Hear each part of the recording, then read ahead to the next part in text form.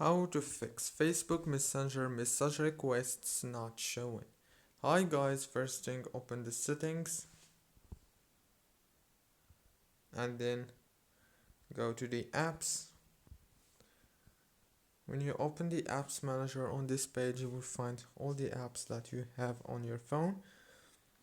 So you have to scroll down until you find Messenger.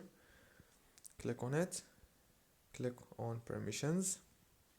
Make sure that all the permissions are enabled. Go back, click on data usage, enable all these options here, and then go to the power usage details.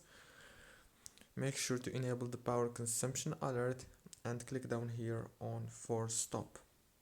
After that, go to the Play Store, search for Messenger and update the app. That's it, the problem must be solved. Don't forget to like, subscribe.